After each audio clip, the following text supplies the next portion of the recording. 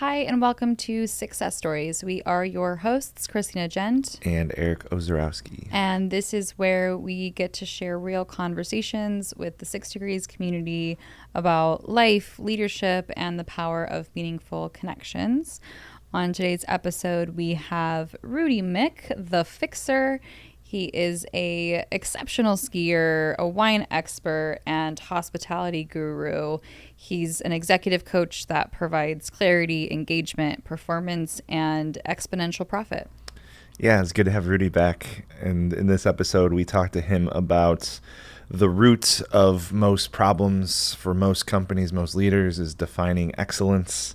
We have a bunch of really pragmatic and really actionable pieces of wisdom he shares on this episode around that. We talk about the 5 core truths of hiring and interviewing and go down a path of the interview process and how he implements that with some of the people that he works with and how important the interviewing piece is to culture and team building and all of everything that follows that. And we get into specifically around talking around this idea called the concept called 5-step greeting and how that personally impacted my life when I learned it, and without giving too much away, a very simple way to go about the world. And Christina adds a little bit of, keeps Rudy and I in check as we're talking as 2 white males. Yes. It's always great to have Rudy in town. We certainly like to soak up as much Rudy energy as we can because he's so knowledgeable. So this was another amazing experience of having him on the podcast. And then we will air out a moose in the deep dive of this episode. So stay tuned for that. And for those of you who don't know what a moose is, it's similar to elephant in the room. So please enjoy this episode of Sixcess Stories.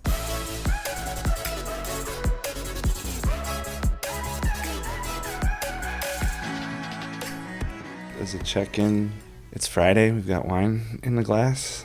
Rudy, you're in town? Indeed. Mm-hmm.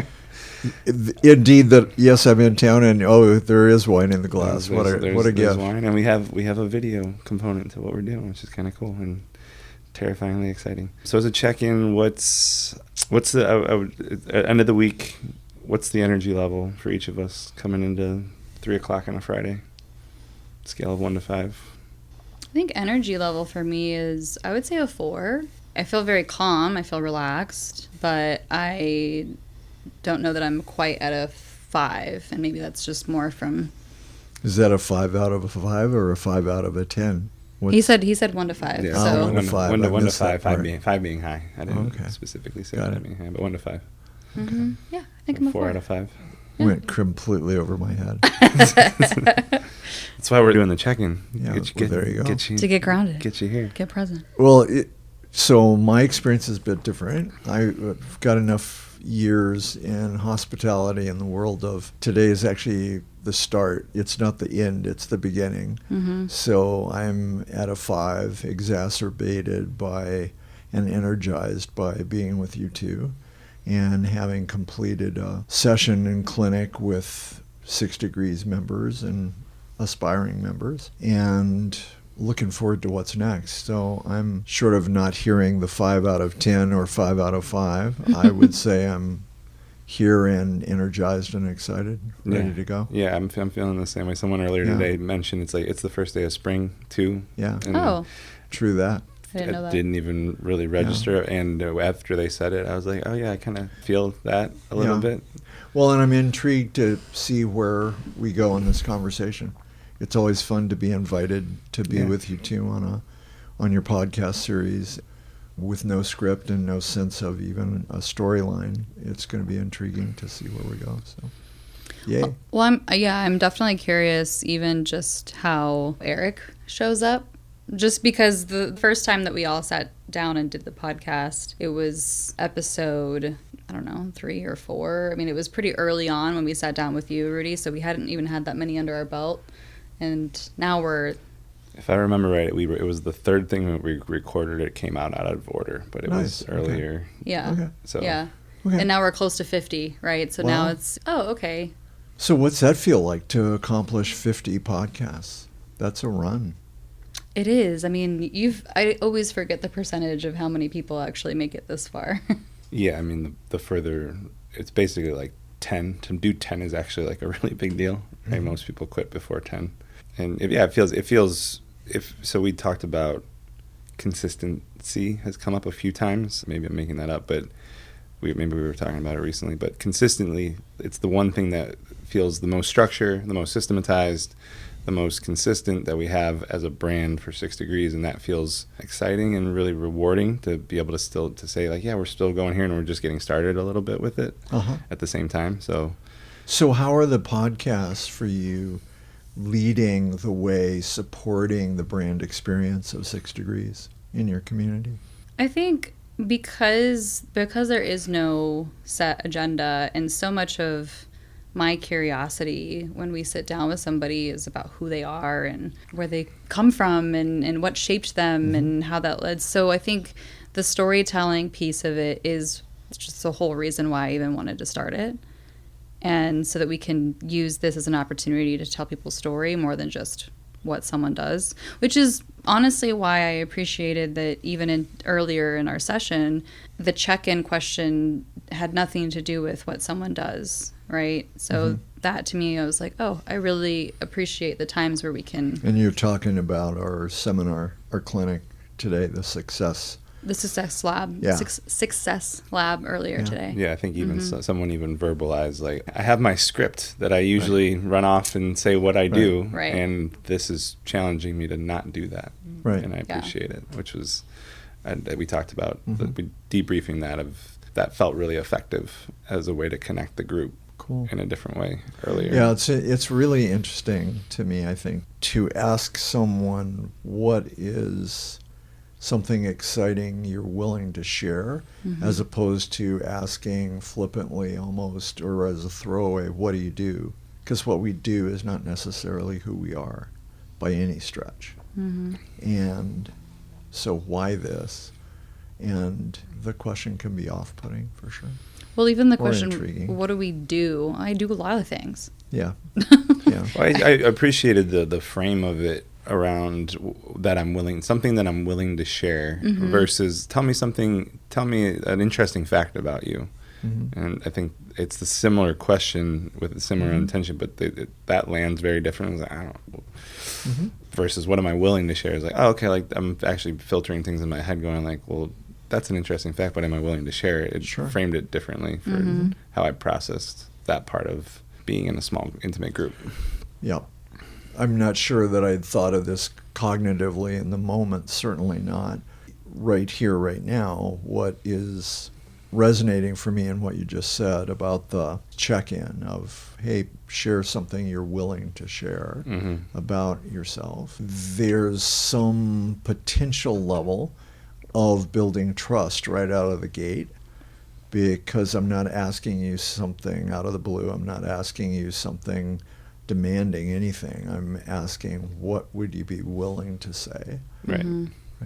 about yourself? And I really appreciated it's such a little nuanced version of I've been in groups like, no, tell me something interesting about you, and it ends up being more of a broad, and some people go, oh, like me too. And well, so if 6 Degree connection, right, not networking but connection, therein thematically is, well, how do we connect? And the faster we can build trust or an environment that allows somebody to take even a baby step into sharing, as opposed to a script, what might that experiment look like, right? And it's like, oh my God, this is quite literally safe space to share what I'm willing to share. So I think the other piece from a facilitator's perspective, and certainly if we're like today's program, stepping into what do I want, what do we need to take our relationship, our community, our company further, our team further. It's always intriguing and telling in many ways, well, what is the little nugget this person or that person is willing to share? And more often than not, it's something that will catch at least me by surprise. It's always interesting to me to say, of all the things I could say, what is it I choose to share if I'm sitting in a room with folks we might not know, actually. Right. So, and there the journey begins. Yeah, right? and I mean, from a everything's an interview standpoint, is whatever the response, whatever the answer is to that question, is why that. Sure. Right, and that's the interesting part. Sure. Right. Yeah, 100%. And I think to what you said about the question that you asked, to where we kind of started was, how has this experience, the podcast, how has this experience enhanced the brand?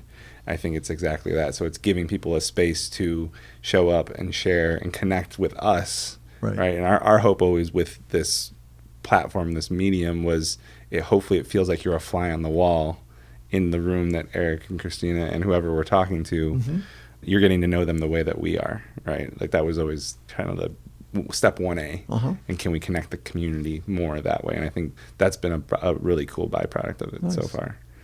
Yeah. It is interesting because some of what we talked about a little bit yesterday and last night of Eric being in a place of almost not letting go of certain things within the business. And he brought this point up maybe a month or two ago of just, so the podcast is working. There's consistency here, and he isn't someone who really even handles it in any capacity. And so just the notice of that you shared with me of... Yeah, why is it working? Because I'm not involved in it.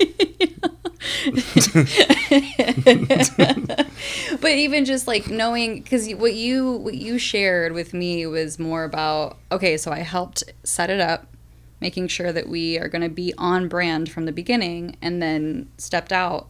And it's really been myself and Valentina running the podcast show. And so it's like, ooh, what is... Well, is this an appropriate time to do a little shout out to Ryan and his company for hosting 1,000%. your podcast today? Because Ryan. what a gracious host this character is, man. Yes. And great space, right? So let's throw out a little plug. What's the name of Ryan's company? SDAV, San Diego Audio Video. Yeah. So I've been involved in shoots all over the country and hundreds of times. And Ryan has been gracious beyond words. And sitting behind the engineer, the board right now, actually, instead of leaving us to the technology to do it ourselves. I mean, how gracious is that? So thank you. Yes, 1,000%. And that just, I mean, honestly, I feel like that just really speaks to the type of people that are part of 6 Degrees, right? There you go. The type of people that we attract. And just really wanting to support each other, because so many people within the organization, they see the bigger picture of, okay, I can support somebody in this way, and so I can show up in this way so that they can potentially, they grow, so then we all grow together, right? Like it's the ripple effect of that. And so that's the coolest part about the network effect of a community, right? Right. Is what it turns into. Yeah, with networking being more of the byproduct of what's happening because of the spaces that we're curating, not necessarily the goal, I guess. Well, the opportunities are showing up because of the connections, not because you're exchanging business cards and in a sentence saying, this is what I do. The connection, not the transaction part of it, for Yeah. sure. Really cool. Yeah. And what a time in the country to, maybe even globally, right? The shift of how do we be of support and how do we connect and engage with each other, and good things can come out of that, as opposed to finger pointing and othering, and which was another big part of our talk and our time together this morning, right? In the clinic you had me come out and do. Again, of hey, even in a tough conversation, how do we all walk away with the achievement of getting what we want and what we need, each person? It is possible even now, right? Even in the girth of a crazy time, geopolitically and economically. Here we are. Rudy, how would you describe, so I've heard you describe yourself as a fixer and fractional COO and all these titles. And I think we've talked about the challenge with marketing this work and the messaging behind this work. So I'm curious, just not looking for the perfect one line thing, but as we continue to have the conversation, is we know that this work is so impactful. And how would you describe it to someone that has no idea who Rudy is, no idea when we talk about the impact and we talk about the importance of connection, and we went through a bunch of different topics in today's session. I'm curious how to summarize some of that and have it be a little bit more Rudy does X. What would your answer be at this stage after working with us for 4 years? Well, first of all, thanks for opening that door, I suppose. And he says, if some, oh heck, here we go. I appreciate the question. The first thing out of my mouth is, first and foremost, I've been a business owner, and that is the derivation of all the work. It's the catalyst. Sure, first-hand experience. The first piece is that since I was a little kid, I worked and was told, work for anything you want. You're not given anything.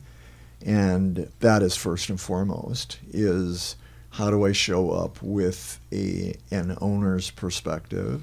How do I show up as a partner with a partner's perspective?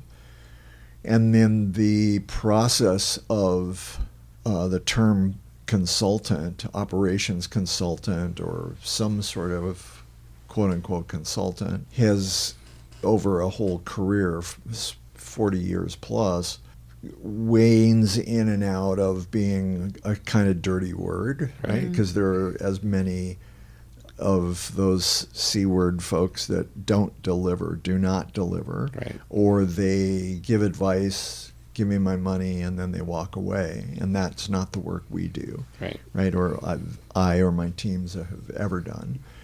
At the same time, so here is this work as an operator, as an owner, as a management contractor responsible for results.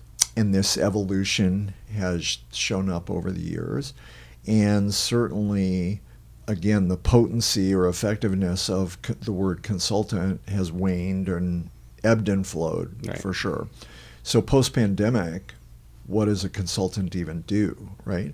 Yeah. So from there, well, intrinsic in the world of building a company from scratch, or coming into a $5 million company to make it 20, or a $20 million company to make it 100 million, or 100 million to make it 200 million, whatever that process is, the goal is the achievement of the definition asked for. So it's constantly troubleshooting, and figuring out what is the solution to achieve the goal defined, right? So therein, rather than being a consultant, and certainly post-pandemic, the whole concept and nomenclature of, well, almost no one's got the money to hire a full-time anything, so whatever that means. Mm-hmm. So here comes now the concept of a fractional CEO, or a fractional COO, or a fractional CFO, right? And I would say that as long ago as, just as a quick aside, as long ago as 20 years probably, we were doing the idea of fractional CFO on a regular basis. A big part of our work would be, we'll put bookkeeping in place, inventory management, purchasing, receiving, all the accounting functions. For restaurants. For restaurants specifically, and then that's evolved into 11 different industries. Right. But still, the process of, well, wait, rather than you running your own accounting department and bookkeeping department, the concept, and that really, at least in my world, was the first kind of fractional picture. And OMG, we can operate for a company, a client company, the opportunity to do everything from the book reconciliation to controller, a controller getting a financial statement out, or at least a P&L out, profit and loss statement out, to a CFO of being strategic, all for one price and consistent. Sure. Right? So from there, in the last handful of years, back to your question about me, was I've got the skill set, my team's got the skill set that we can come in as a fractional executive chef, as a fractional bar manager, as a fractional, we can put those positions in place at a really affordable rate.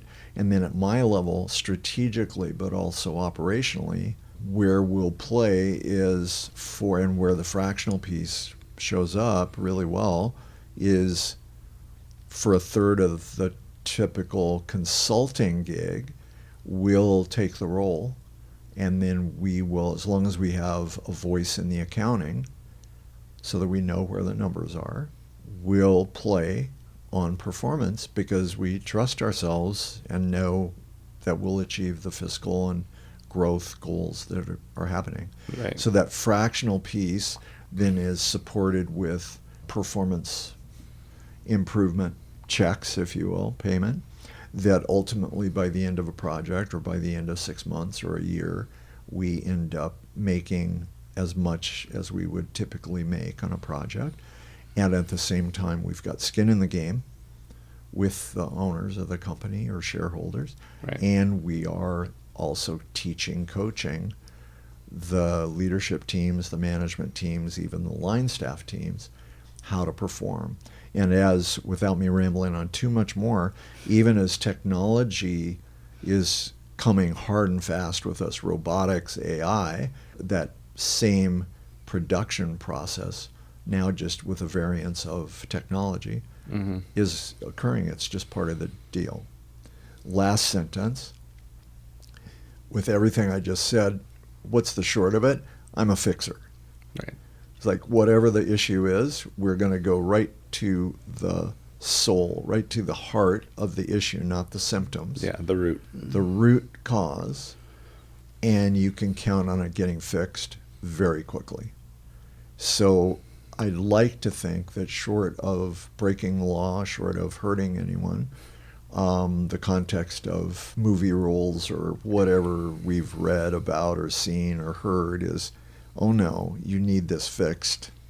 We know a guy, right? And that's Miick. Right. And it's playful. It's fun. Yeah. Right? Yeah. It's interesting because, so we started with what's the purpose of this podcast and telling more about who somebody is. And then the question that you asked really just prompted, Rudy, what do you do? And then in the description, I heard more about the plane ride versus the destination and the good call. Right. So I would love to hear more, like, what's the end result? Like, what's the destination? What's the vacation? What am I actually, if I'm the client, what's the light at the end of the tunnel? So the light at the end of the tunnel are 2 or 3 pieces. And by this stage in our company's life, this is data. It's not bragging. It's not BS. The median profit in the restaurant industry, as an example, is 3% profit, or EBITDA, fancy term, earnings before tax, interest, depreciation, etc. The industry works at 3%. High level median is 4%. Our average client runs at 24 and does so within 6 to 8 weeks if they follow through with what we're suggesting.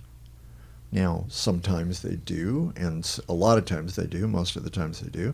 Sometimes they don't. Sometimes we've got owners that are grad school people or Ivy League folks or or just solidly convinced that they're going to hold their ground and resist new ideas, and yet they've hired us, right? So we go through debates and dialogue and, well, why should I do that? What again? And there's always a why. There's always not only the big why of purpose, but the, well, I want to do my old habit. It's been so comfortable. Yeah. Right. Versus here's a new thing, right? Here's a new thing, and guess what? We can move as fast as we can move. I think one of the things that really puts our company and our work apart, separates Miick apart, is that we measure everything, right? So anything that has a numeric value on it, we can track on a daily basis, accrued to the week, accrued to the period. And anything that typically isn't measured, like human performance, communication performance, training skill, experiential training, hiring, interviewing, whatever the human piece of work is, we actually have the tools to be able to measure the success of that outcome. Right. Right? Are we making I statements so that there's accountability, not ego? Are we managing from a collective I, we, each of us, every one of us, or not? If I hear the lack of those I statements of accountability for performance, we know someone is not operating awake. So that is measured. Right? And there's a litany of other tools, whether I'm leading training, I'm facilitating a meeting, whatever. All of that stuff is actually soft skills, can be measured and is measured in our model, and it just adds to the ROI, Right. to the And return that was my investment. experience at Nick's when I being 20 and first job out of college, and I was like, I thought this is how U.S. companies operated, right? Little did I know. No. So, Christine, I really appreciate the shift, because that's something that we've talked about off the camera, off the mic here, but for something that Christine and I have worked on a lot about from a quote-unquote selling standpoint, or quote-unquote conversation around what we do, is like we get caught up in like the features and details and all this stuff, and it's like, what is the end result? That I love that you called me out on hey, I hear the plane ride, what are the results, right? What's really, really fun is a plane ride at the same time a result that is a daily environmental norm. Is we build companies that are values explicit, purpose explicit. Once Simon Sinek would call the golden rings, the golden circles, the why, how, what, we call purpose and values, mission and vision, and each of those pieces has a role. Each person is clear on the team of the vision, the purpose, the values, and there's a value for every touch point in the brand experience of any given company. We started that with restaurants, but now in 11 other industries so far. I think there's application for others. But so people, here's a result. Every team member gets to learn how to not only communicate with accountability, guide, lead, make decisions at a board level sort of capability using definitive, actionable values. Right. And that was for us. It's mind-blowing. And that was my experience at Nick's. And when we took over 6 Degrees, like that's what gets us excited about what we're building as an organization. As the two of us build a team, it's like that's the type of company that we were talking to Nick. It would be, the pizza's the easy part of what we do. This is a leadership academy disguised as a pizza restaurant for anyone on the outside. Everything looks amazing, and people are smiling and happy, and the culture and all that stuff. But so much work goes into the behind the scenes, and that's where you come into that. 100%. And there is where the norm, the great majority of companies in the world have, or certainly in the U.S. nowadays, have got quote-unquote definitive values. Very few actually use them in the decision-making process, right? So what's the issue? Which values apply? What are the behaviors that would model those values in a positive action?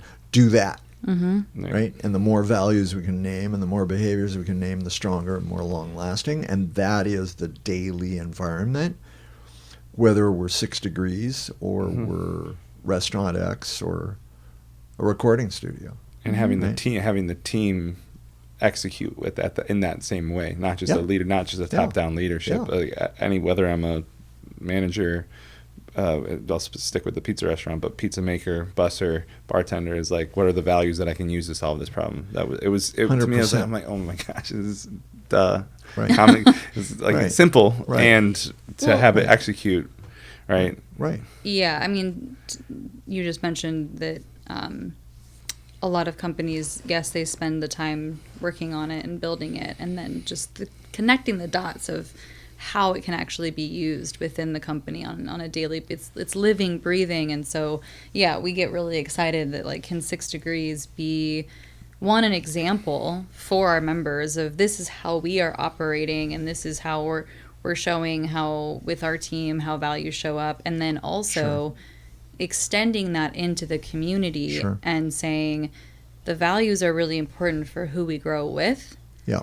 And when there is behavior that doesn't align with our values, now we also have a tool to communicate with candor and kindness and challenge each other with love and respect, and be able to reinforce what we really appreciate, the behaviors that we want to see within the community itself. How powerful I think, to have a community that is built that way. Sure. Well, and back to the results, right? Well, so what do I get when I get to the resort, right? Right. Is this idea that instead of the conversation around, oh my God, I wish my staff would do a better job, we're actually defining better job. We call it actually defining excellence, definitions of excellence.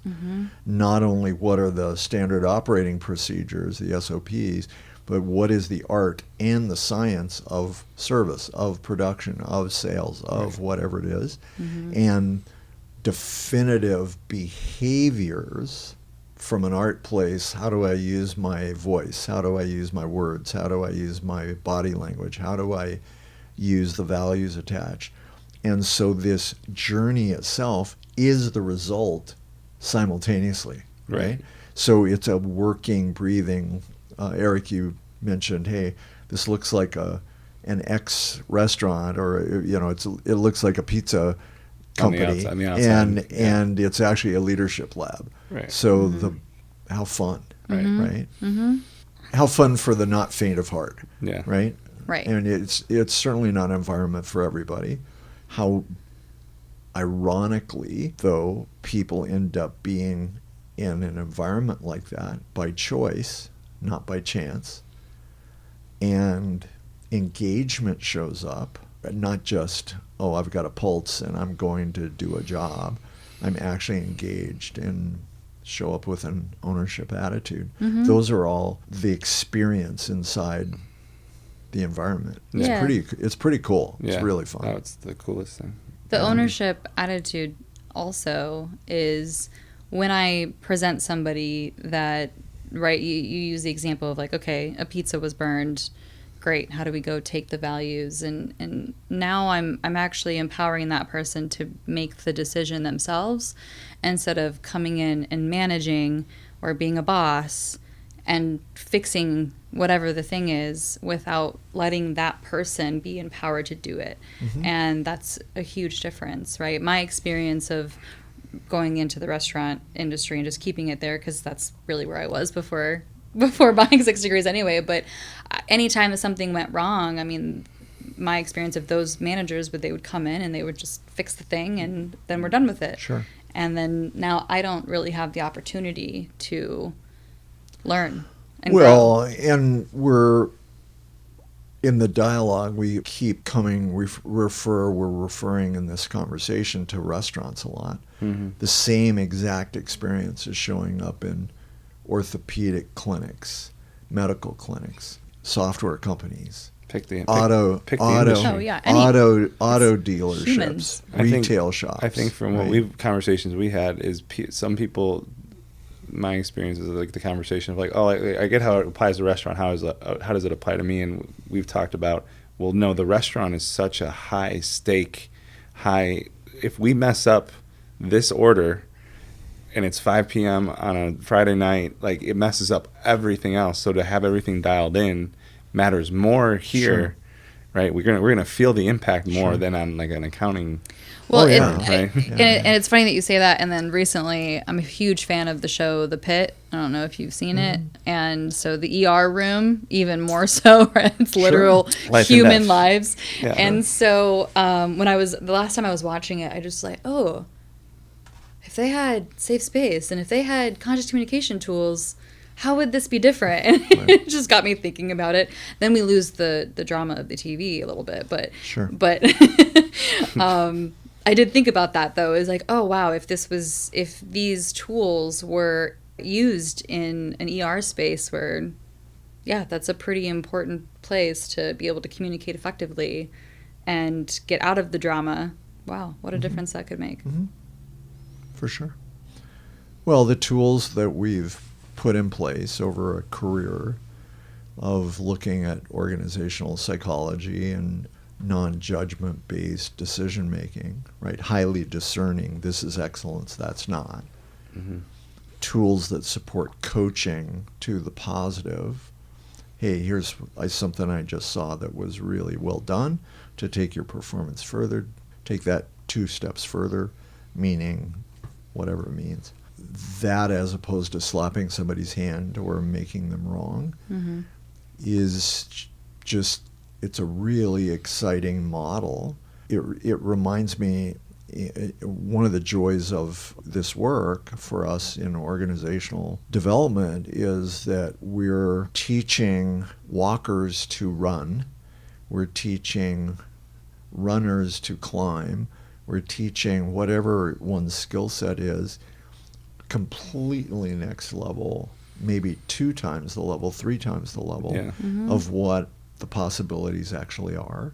And magic happens, and consequently the money shows up, and all money is energy. The money shows up in buckets, because exponentially more, because we're performing. Instead of 1 owner or 3 partners or whatever it might be, I've got 100 people and all of our technology focused on that same result. It's exponential. Yeah. It's really quantum, actually. So, Sure. hence fixer, right? There's Sure. the shorthand of, and it's just big fun.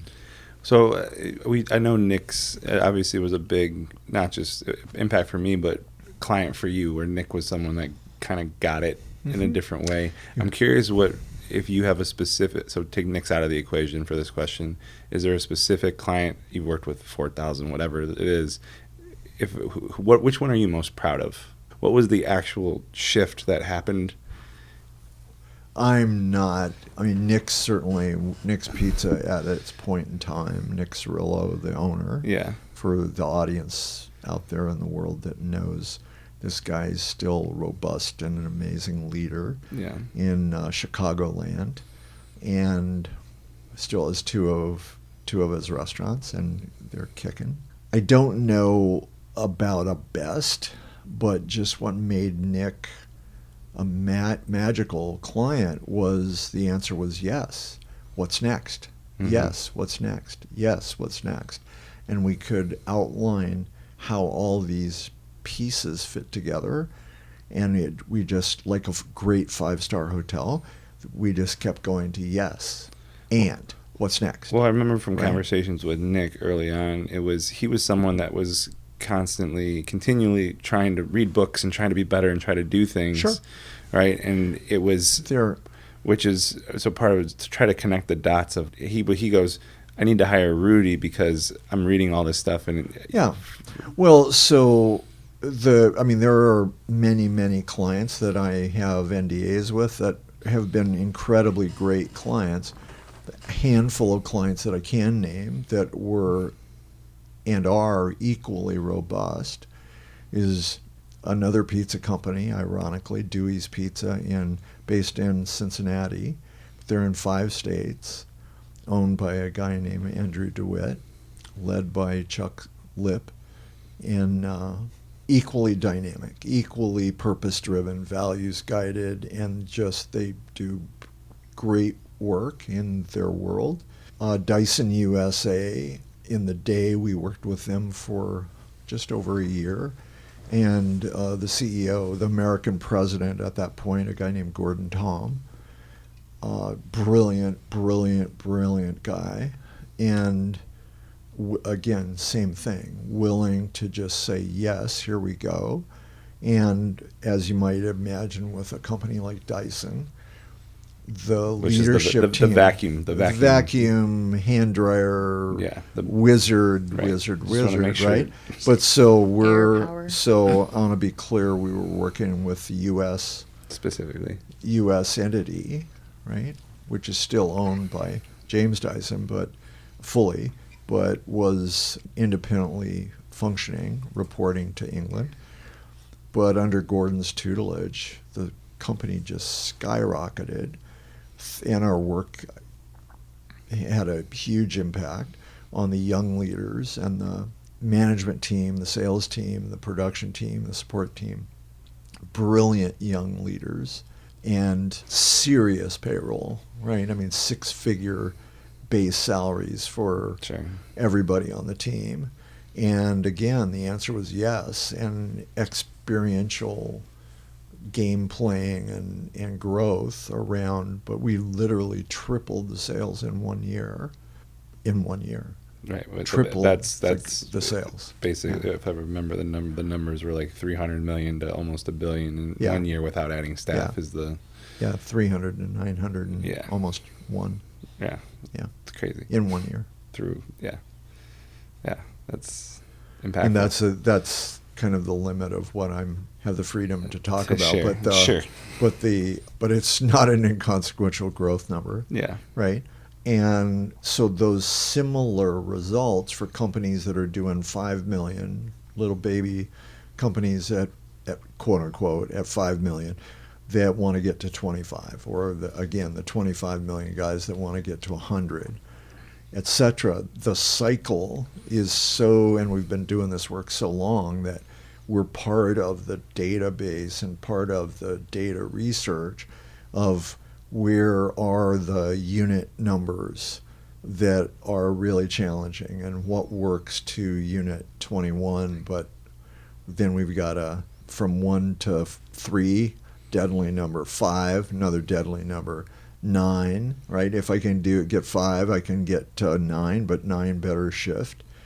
And then there are these almost always prime numbers that the growth shows up, and the tools and stuff that we implement that are human skill, predominantly communication and how we train and how we hire, and then coupled with how we do the accounting and how we measure stuff, whatever the stuff is, Right. whatever it is we're measuring, those pieces, then we never look backwards. We're always looking forward. So daily, accrued to the week, accrued to the period, accrued to the quarter, accrued to the year, always against budgets. And the conversations are not, hey, we're doing pretty good. The conversations are, hey, we're within 1/10, we're within 3 basis points of 40 basis points Right. of. Because of what we talked about today was a big part of the conversation is what is pretty good. Yeah, exactly. Right. What's the Exactly. It's definition? not. It's the defining excellence of what is Yeah. what is pretty good. Yeah. And as a collective, as a team, as the leaders of 6 Degrees, and both on our team, do Mhm. we all know Mhm. what pretty Mhm. good means? Yeah, yeah. Right. Another really great client that has just transitioned is a guy named Louis Bazil down in Phoenix that has built a company from nothing called Wildflower Bread Company. Still a brilliant company. He just sold it. And Louis was just a magical leader as well and became a good friend and a guy that it was similar to you two, just a devout believer in safe space communication tools and a Gestalt approach to being present and tracking data and paying attention to where drama shows up, etc., and supporting his people in beautiful ways with values. And right? I mean, the fun part of this is no matter who I name, we're currently working, by the way, with a company called Up Hospitality Partners down in Nashville, Tennessee, that 4 partners with 3 restaurants.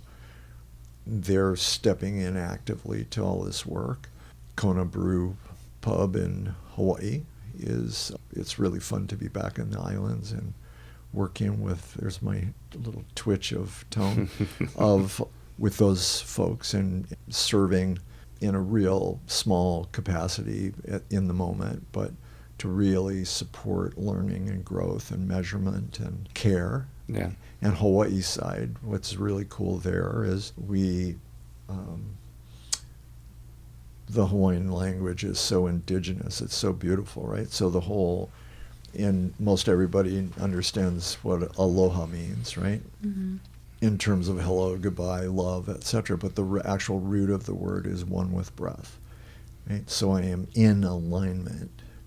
So we're doing this work robustly with aloha to ohana, which is family, from a family perspective, and a hui, which is team, right? And just the power of the language itself just adds potency to God. It's just so fun. Yeah. Right. Plus, I get to be home for a while, so Don't hate that. it's all good. Yeah. Not a bad place to have clients. Yeah, there It's you go. true. For all the Hawaiian natives out there, right? It's all good. Yeah. Yeah. So. Yeah. I'm gonna zag a little bit of just so, and this is more of a curious question because I've said this and I don't actually know that we've talked about it, and so I don't mean to put you on the spot, so please don't feel like it's on the spot. We can talk through it. We've talked about there's only everything that a leader goes through, and it doesn't matter the company. We're just adding zeros. There's only 5, 6, 7 challenges that actually show up. Each of those 5, 7 trees grows a bunch of different ugly branches, and they look different, they feel different, they sound different. What are the 5 to 7 challenges that you typically see? And I see you smirking a little bit at me. Hire me and I'll talk to you more about that. Here's or what's one. the most common? What's the most common? Well, so here's one example, right? Yeah. So in the short list of problems, doesn't matter the industry, probably doesn't matter the country, but certainly in the U.S., one of always in the top 5 challenges is listed, I can't find good people. Right. Mm-hmm. So we'll People's call for sure. So one we'll of them. call Right. hiring. Hiring is one of the big 5, right? Mm-hmm. And in my world, I smirk at that a little bit. I smile at this. Smirk has been a good word for us, it seems like today. I've heard it a few times in our short little podcast here. To me, I can't find good people is actually a symptom. It's not the issue. Right. Mm-hmm. So the issue actually, so here's a little hint. What are the big buckets? We actually haven't defined what excellence is. Mm-hmm. We haven't defined what we might for the product, but we haven't for our people, Mm-hmm. right? We haven't defined what excellent leadership is. So consequently, if I'm looking for a cook, right? If we go back to the restaurant business, because it's just so simple in a complex sort of way. I'm looking for a cook. Well, wait. So we put this ad up for a cook, and guess what I get? At best, I'm going to get a cook, right? Mm-hmm. At best. What I'm really looking for is somebody lead the kitchen, cover the production quality and consistency, keep the kitchen spotlessly in the workplace, which is highly dangerous. Hot, freezing cold, fire-ridden, sharps, knives, right? I can get killed or get a limb cut off so easily, right? Yeah. Etc.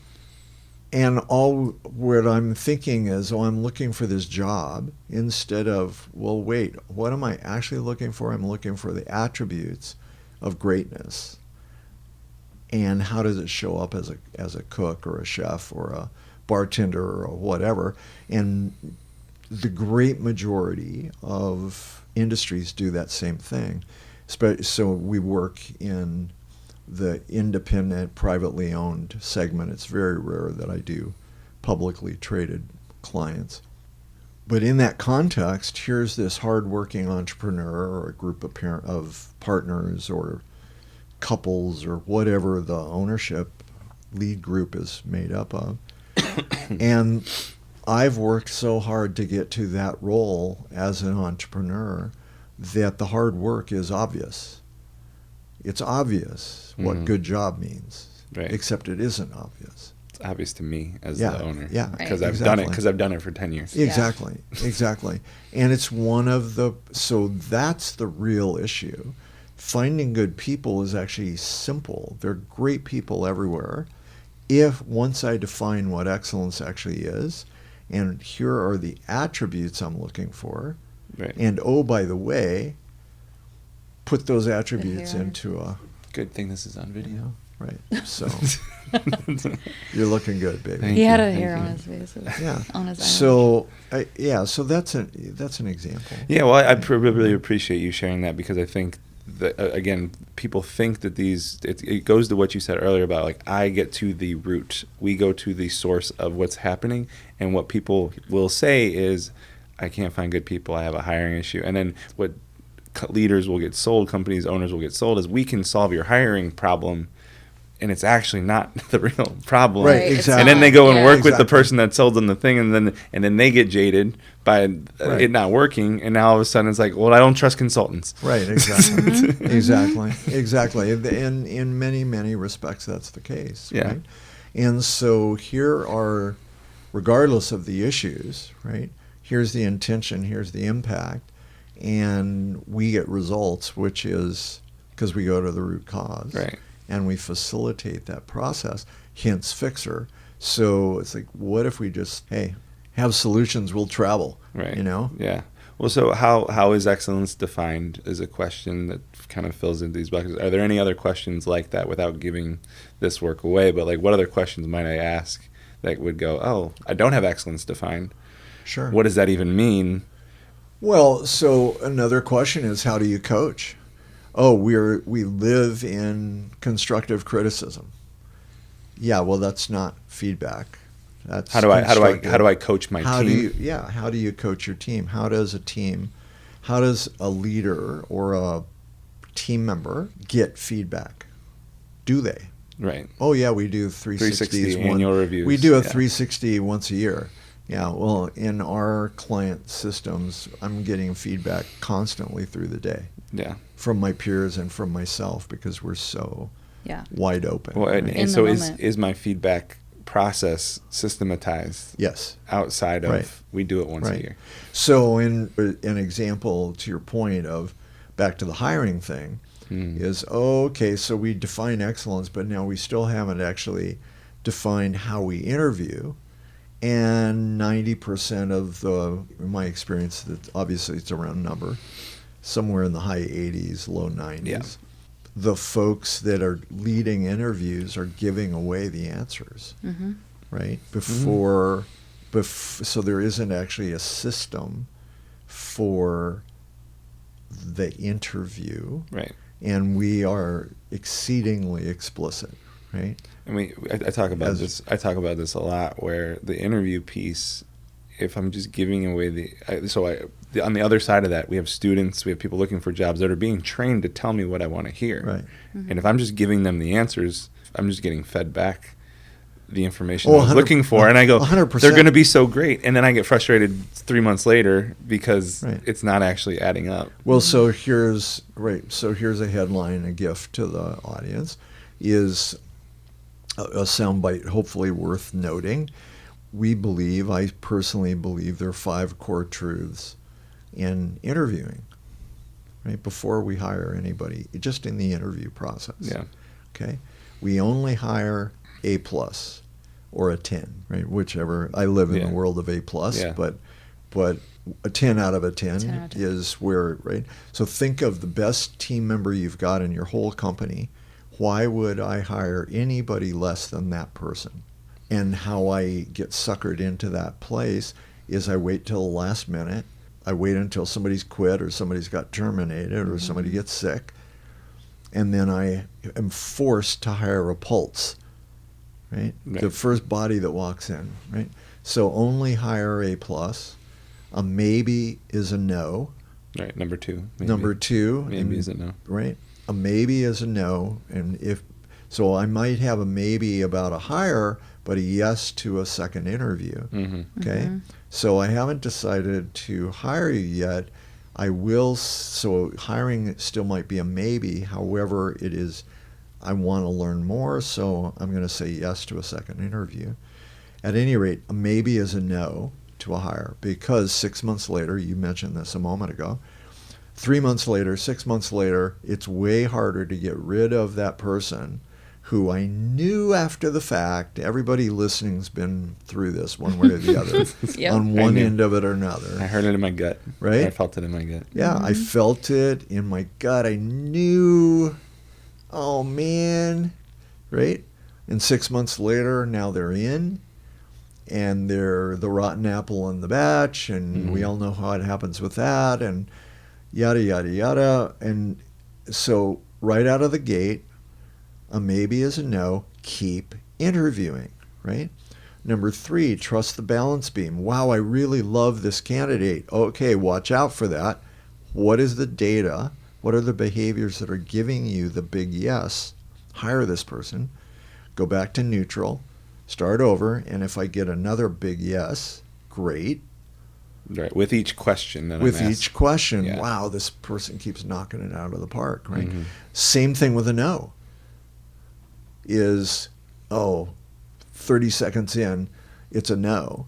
Okay, well, I could stop, or I be nice and I continue on knowing I'm wasting my time. Yeah. But so whether I really like the candidate or I really do not like them, ask the question, what is it I don't like? Go back to data. Is it the way they're dressed? Is it the way they look? Is it the way they're answering the question or not answering the question? Is it their tone of voice? What is the little trigger that's going no, no, no, or yes, yes, yes? Go back to 0, go again.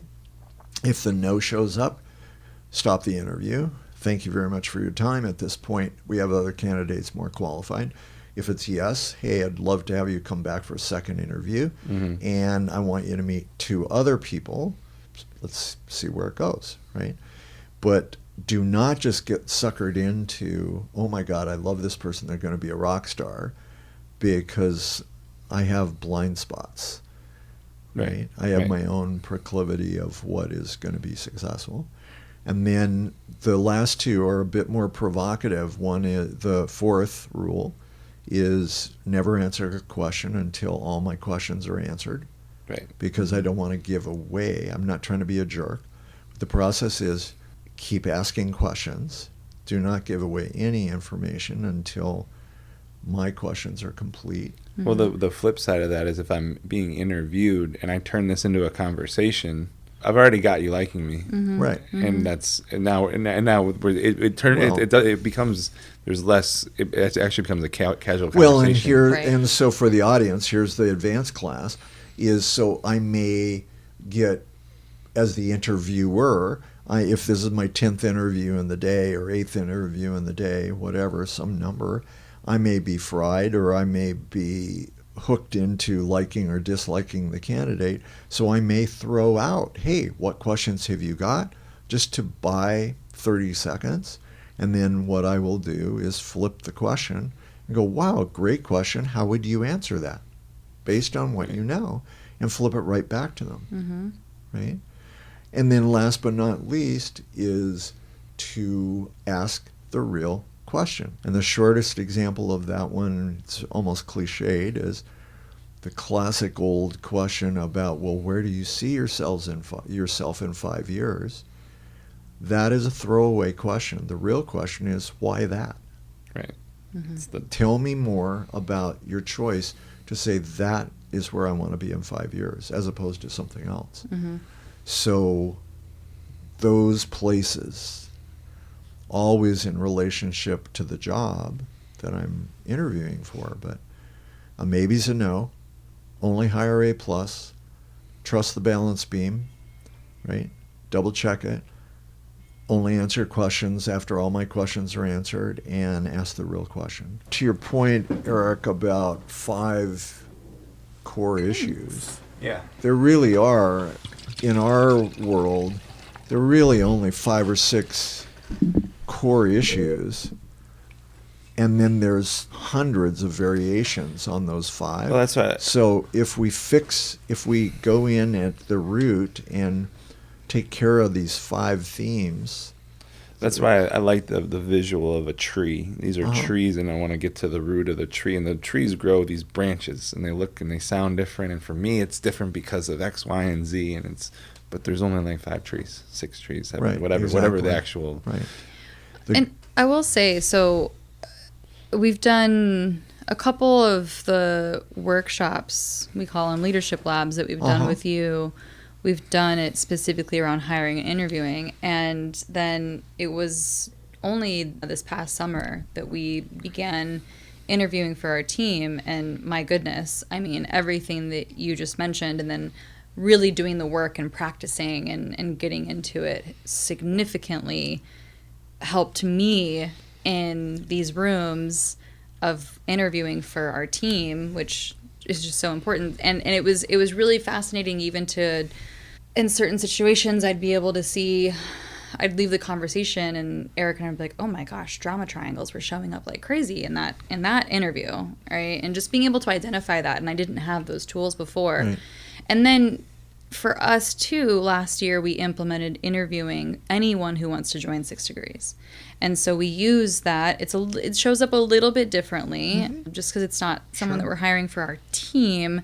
And 6 Degrees, I mean, it is a team, right? It's a team of people who are all wanting to support each other.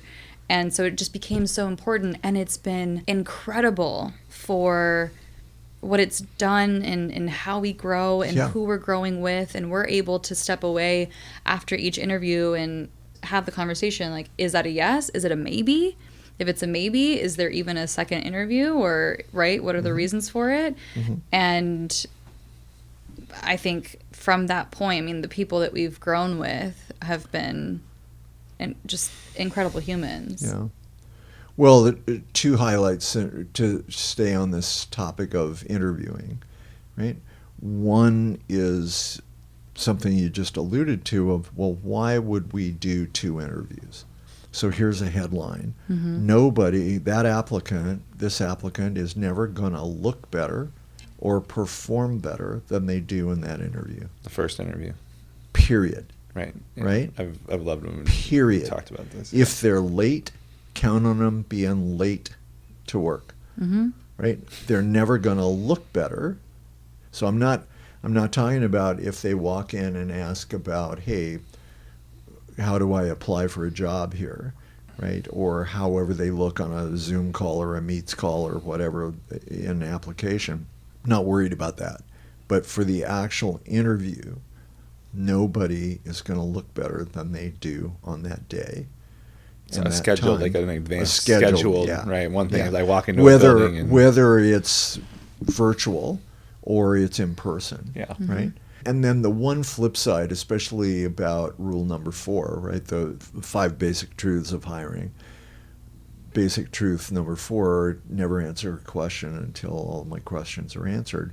The exception to that is if I'm looking for a partner or an executive, a C-suite or a leader.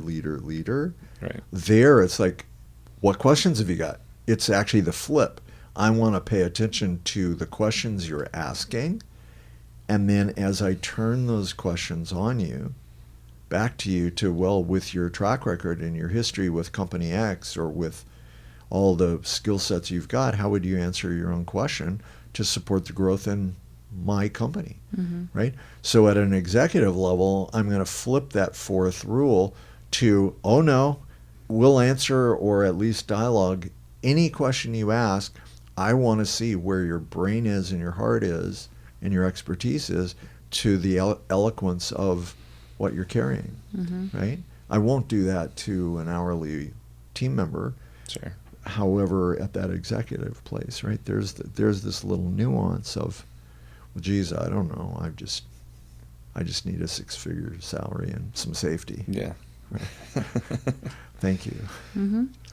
Anyway, I love such a wild. Yeah, thing. I mean, so I mean, I love how we got to here. And, defining excellence, leading into interviews, and I think the headline that I shared this with someone the other day, and I was like, oh, that's a nugget, that's a soundbite. Is everything is an interview, right? And then would I hire the behavior that I just saw? If the answer is yes, I need to celebrate it. I need to recognize it, reward it. Sometimes, however, somehow it needs to be acknowledged. And if the answer is no, I need to course correct it in the moment. And I love that. To me, that has just resonated so much, and it's been a game changer of how to operate as a leader in a business. Yeah. both for members and for team members. Well, yeah, thank you. Thanks for bringing it up. It's truly one of my favorite quotes. And again, the it is everything's an interview, Yeah. right? Would I hire the behavior I just saw? Exactly what you said. And then rather than, we were talking in the Success Lab this morning with the audience, the participants, in an active way of, well, as opposed to living in a world of compliments, oh, good job, bad job, or excuse me, good job, great attitude, wow, A plus, oh, you're so professional, compliment, those are great to receive, they feel really good, but I can't coach compliments. They're really difficult to coach. And constructive criticism is such a game as opposed to here's feedback. Here's the behavior I just saw that is excellent. 5-step greeting. 5 steps away, I make direct eye contact with anybody I'm coming into contact with. At 2 steps, at 5 steps, direct eye contact and a smile that is authentic, whatever that means. And at 2 steps, I'm going to make a comment about something. Whoa, what a shift. Or, God, I love your purse. Or, thanks for coming, right? Or, thanks for being here, right? Right. Have a great night if they're leaving, right? But something to acknowledge and build relationship. So that 5-step greeting is we call them brand absolutes. And there might be only 3 or 4 of those that everyone in the company does. Mm-hmm. But that process is then now I can go to a compliment of, wow, great 5-step. Or, hey, to take your 5-step further, remember the eye contact. Right. Remember, remember this is to the team as well as our guests. Mm-hmm. And it's as we're moving, right? So the feedback is authentic, the feedback is real, and the feedback is about behavior and performance as opposed to a compliment. Right. Or, God, you suck, right? Here's what I love. The eye contact was right on, and I'm watching you do a 5-step greeting to the guests and not the last 3 team members you just walked by, right?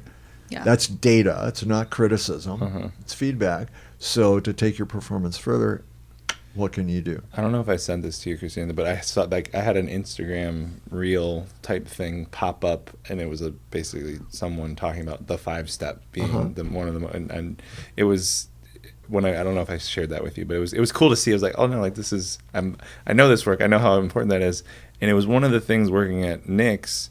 Like it changed the way I operated in the world because I took it home with me. Or as simple as if I'm 5 feet away from someone, I'm just going to acknowledge their existence, and it could be as simple as a smile. It can be a wave. It can be, right? Like everything you said, 5-step, 2-step, there's levels to it. But even going in the world is like, oh, like when I'm walking by people in the day-to-day of life, and I just smile at someone, and what that does. Yes. And so in the chaos in which we're all living, imagine if, and I mean, we've got clients talking to us about this currently, and just like you just did, I go to the grocery store and I'm making eye contact with people I've never even seen before, and not to freak them out, to smile, right? And eye contact and smile.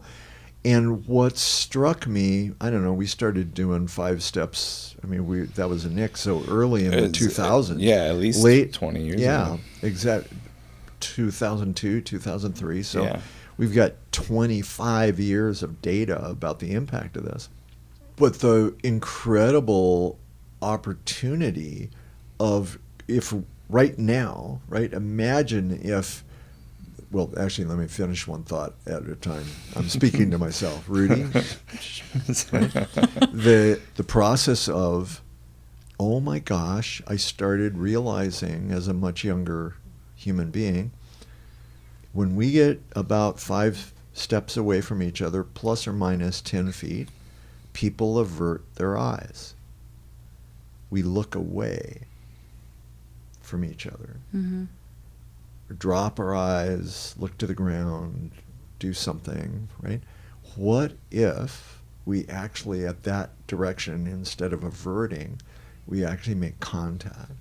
And just this, again, authentic smile, and at 2 steps at least in our business, something relative, pertinent to what's actually happening. Yeah, as we were talking verbal acknowledgement. Verbal acknowledgement, Right. all the stuff we were talking about a few minutes ago. It's one of those things where I was 21, Yeah. There's a handful of things in life, and I'm curious if, Christine, if you have any of these, but like someone had to tell me. Right. I remember my grandpa going, "This is how to make a handshake. Firm grasp," right? And it's the behavior part of it. But Right. like, look me in the eye, make direct eye contact, and shake my hand. Right. I had to have someone tell me that for it to go, oh. And then obviously like common sense, right? Not that common. True. Right. That. But there's probably like 5 to 10 things, if I really thought about it, that have been very, very instrumental in the way that I show up and the way that I do certain things. And it was because someone sat me down. I was like, hey, this is how to do this. And Right. the 5-step at Nick's was one of those things. It was like, Yeah. what a game-changing, little, tiny, simple thing I can do. Well, and in the given scenario we're in geopolitically, in the country, globally, imagine what could change no matter where we live. Small town, easier, big city, not maybe. But to actually not, rather than avert eyes, look you right in the eye with a smile. And maybe just that simple piece is something that would connect us rather than separate us. And rather than othering, we begin to make connection, right? On a global scale, with just owning the complexity of this, doing a 5-step greeting on the street in Manhattan is going to be challenging, Well, right? Could be Because I'm trouble. walking by 400 people simultaneously, Well, right? that and so the female perspective that I'm going to provide is the safety piece of it, Yep. right? So yes, if I'm Bravo to you. passing somebody on the street, especially if it's male presenting Yeah. and maybe they're even tall and large and Yep. right, so that to me there is going to be a hesitation. I am probably going to Yep. avert my eyes Yep. in that And- scenario. Well, yeah, I got eyes. Like, she looked at me a certain Yeah. way, and it gave me the signal that I needed to do whatever. No, 100%. Yeah. And so thank you for bringing up that perspective, and I absolutely agree. And I apologize to anybody in the audience Well- and you for my presumption of No. because there is this truth of nuance, right? Yes, there is, right? 100%. Because if I feel safe, if I am in a safe environment, if I'm at a 5-star restaurant, I actually probably feel totally welcome to say hi and greet anyone that I'm passing, and don't even work there. I'm the customer, I'm the client, I'm right, and so it really just depends on. And there is a lot of nuance Sure. in the environment, and so. I think that actually just goes to show how important it is that when we are creating spaces, that they are safe and they feel Yeah. inviting and they feel welcoming. That Well, so thank you very much for voicing and pushing back, and 100% I agree with you. Another example of what you just named here's another element of safe space, right? Of this tool set that we call safe space of my truth, my experience, your truth, your experience, our truth, our experience. Classic and just a great learning case study for training staff is, hey, it's midnight. The employee parking, the staff parking is a block away. And what's the difference between a person that identifies as male leaving the restaurant or the company at midnight down a dark street by themselves versus what's the female experience? It's very different for exactly the same reasons. So how do we, in our company or our companies, what is excellence? Well, we make sure the women on our team are escorted to their cars. Right? Now, is that over the top? Maybe, but no. At the very least, is there a question? about it. Would you like an escort? Whatever the case may be, but the guidepost and the best practice is nobody walks to their car in the middle of the night down 5 blocks or a block to get in their vehicle. We escort each other. Right. Why? Because we're awake and we care. So Yeah. it's, Well, and okay, so another point that just came to my mind is like with the 5-step greeting is to apply it to 6 degrees in the environments that we're creating for people. A common observation, comment that I'll receive from people who are often out and going to events like this is it's stuffy, I'm uncomfortable, it's unwelcoming, there's cliques, there's things happening in the space where now I am going to avert my eyes and I don't know where to go, and well, I'm going to go to the bar because I don't know what to do in this space. And so my hope is that in any environment that we're creating, and because of the people who we are bringing into this community, that is their mentality, and that being the greeting and the welcoming and making the space feel very safe and inviting for anyone new, right? They see a new face in this space and they go, oh, I would love to meet you. I don't know you yet. I haven't met you. And pulling people in and inviting people in rather than closing things off. And there's a science to that too. There's an art and science to that too, right? I mean, even just the placement of furniture in the room, right? When we, back in the day when we were having happy hours, it was, I always joke that I think some of the restaurants that we worked with just were like, who are these freaking people who just come in here and move every piece of furniture in our restaurant around? Because we would, because it was important. Because if I don't do that, then that's where the cliques start to happen, the groups start to happen, and the closed offness starts to happen. And we put it back. We put it back. Well, and that's the thing too. Is no, we will show up. We will show up early. We'll move all the furniture and we'll move it back. But then, that's a whole nother. And that's part of the brand experience, right? You don't just leave. Leave it better than we found it. Yeah, exactly. From an event standpoint. So an example of 6 degrees with what you just named is how does membership learn, or the leaders in 6 degrees, whatever leaders in 6 degrees means, is the second somebody walks in the door and is doing the pigeoning thing of looking for somebody they know, or some facial expression that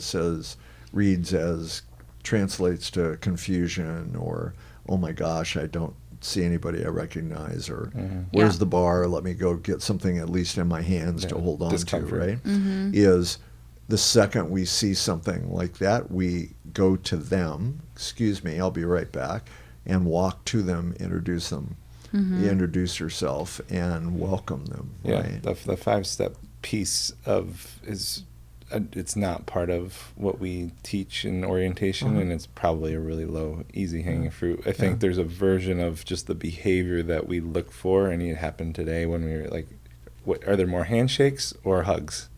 And there's a lot of hugs that happen specifically with us, right, as being so connected to the community. And even to what was just said, part of this podcast, when we kind of started the brand experiences, there's people that go, oh no, like, Rudy, I heard you on the podcast.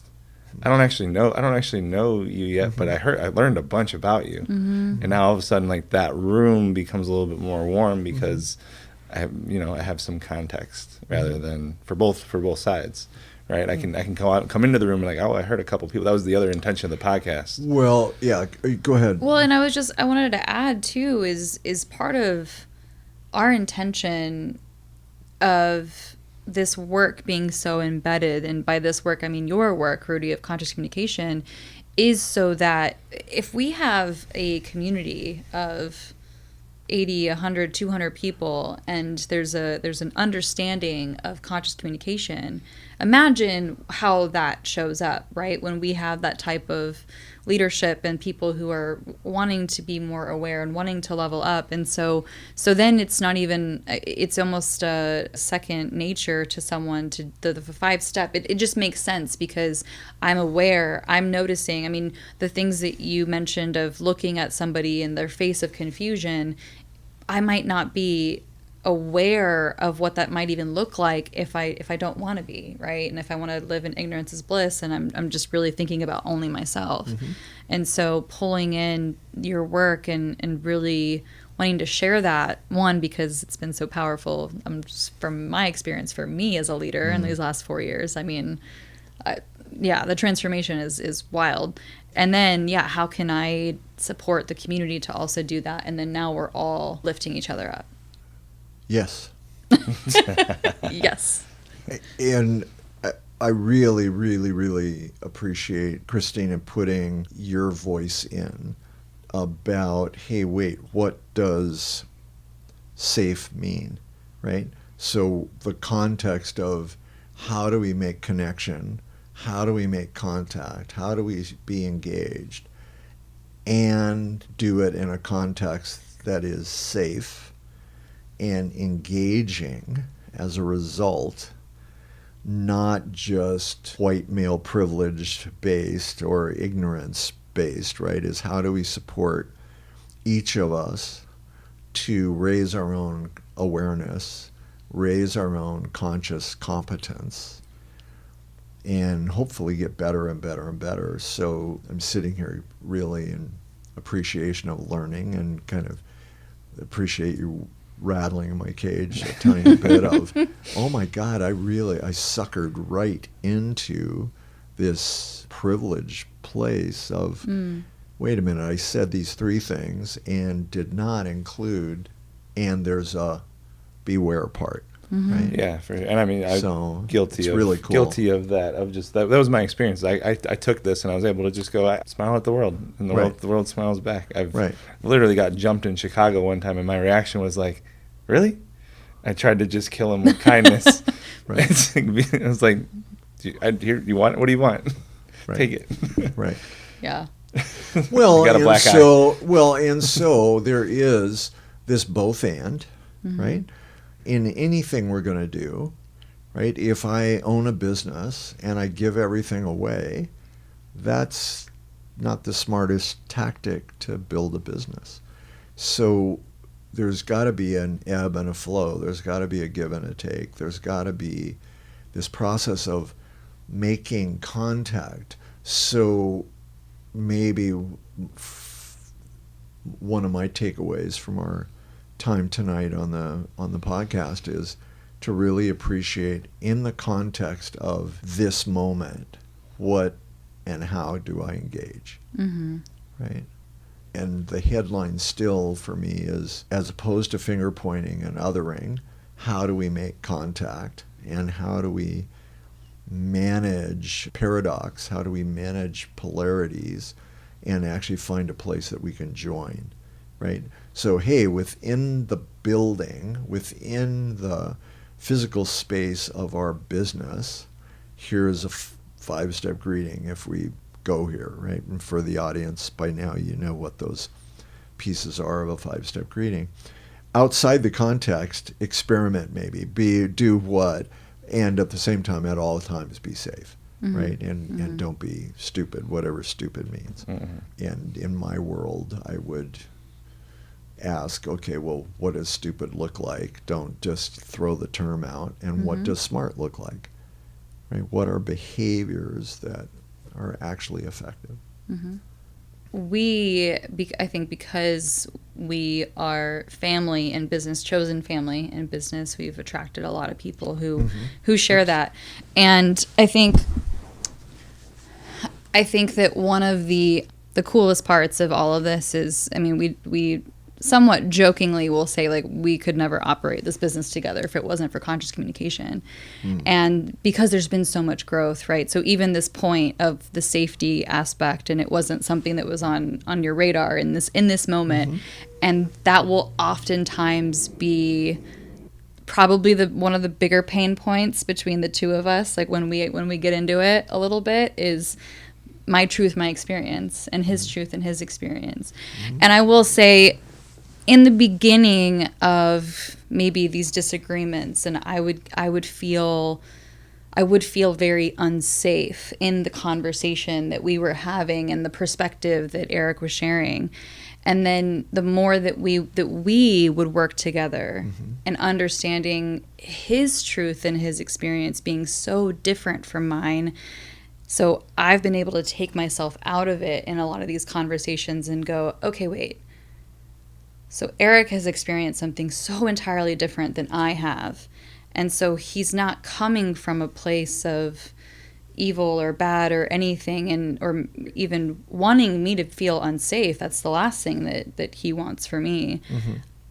And so here's an opportunity for us to come together and share, okay, so I hear maybe your truth in this moment, and this is my experience of these situations, whatever that might be, if it's walking, at night in the dark and that kind of thing. And so this work has really supported our relationship and my understanding of not othering, right? This conversation of othering and actually trying to get curious about, okay, well, what would have been the experience of either of you growing up as a tall white male, right, versus me, and how entirely different that is. And yeah, it's so eye-opening if I choose to open my eyes to it, and if I choose to open my mind to it and get curious about it. It's so powerful.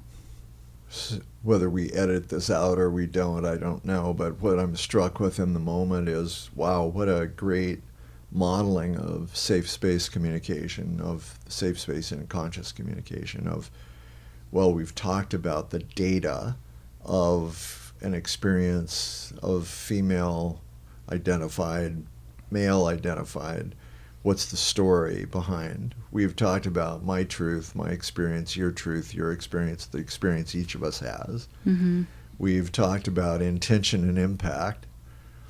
What is the intention of a 5-step greeting? What is the intention of an interview? What is the intention of actually spending time on a 6 Degrees podcast?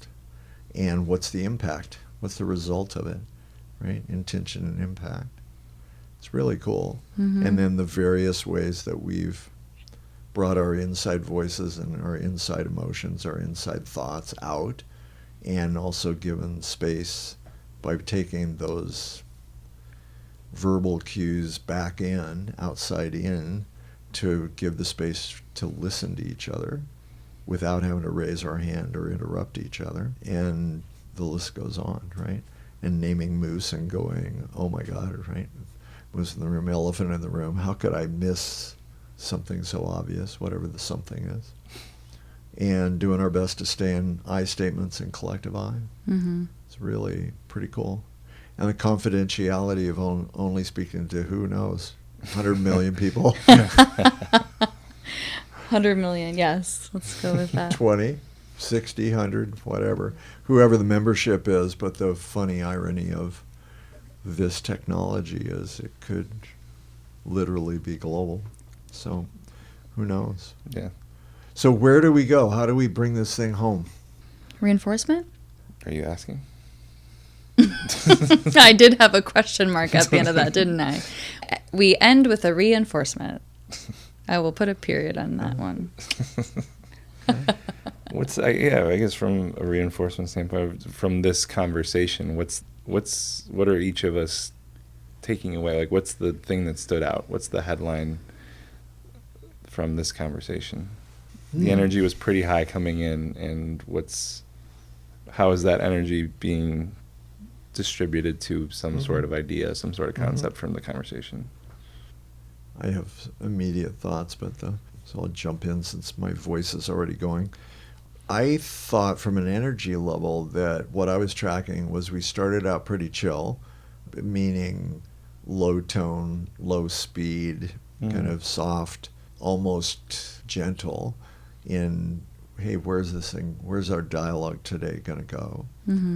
And we picked up volume, and we picked up speed, and we picked up energy in the middle, and a few high points. And then as all three of us, it felt like to me towards the end, are shifting back into reflection and learning and already what could I do differently to be better, to be more effective? What have I learned? That's at least my experience. Yeah.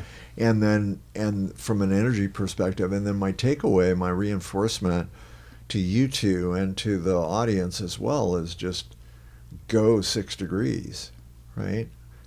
Love what the two of you are doing with intentionality, and to build community that actually has tools to make the community and their companies and their families and San Diego as a whole, and who knows, the whole country, maybe the whole world, a better place by what we choose to do and how we choose to behave. Mm-hmm. And just sitting in deep appreciation of Ryan's work in the studio and as the producer of the day and editor and stuff, and simultaneously deep appreciation of 6 Degrees and everything you're doing. So it's great to be on the show. Yeah, Thanks. love it. Yeah. This conversation is just another reinforcement. It's been almost a year since we've seen you in person, and there's been a lot of movement and shifts, positive steps, I think, for each of us, both personally and professionally, and with the community and the things that have been happening. This being on video, right? It's another step. It's another action that we're taking that I think is just really in alignment. And I am always just so grateful for the time that we get to spend with you. It reignites so much internally for me to go, yeah, like this is why we're here and this is why we're doing this shit. Like, let's go. And so it gives me a lot of juice to keep doing what we're doing and to figure it out, right? I think that's the entrepreneurial journey, is like we just got to figure it out. Everything that comes to is like, yep, we're gonna keep, right? And I loved it was yesterday that when we sat down and you mentioned, here's that line, and it's not about pushing into it and pushing into what's next. It's about how do I step into it and just be. And that's what I've already felt that, and I've already felt I am. And so we're off this year. It's happening. Everything's happening. It's great. There you go. love to hear that. I'm sitting with, do I want to be the best human that I can be? Has kind of been a theme of this conversation and stuff we talked about, and how that relates to our purpose. And the second sentence of our purpose is we propel each other into our highest potential. And do I want to be the best human I can be? Where do I go? Who do I surround myself to do that? And hopefully 6 Degrees is a place where that's possible. Yeah. And then with the mirror right looking at me, specifically for the two of us, how does that show up on a daily basis? So that's wonderful. Very cool. Very cool. Thanks to the viewers as well. Oh, absolutely. Thanks to the viewing audience and the 6 Degrees community and our listeners. I'm so touched, and the listeners. We've got more than there's people who've talked to us recently. I was like, oh, you guys are listening. This is so cool. There you go. Yeah.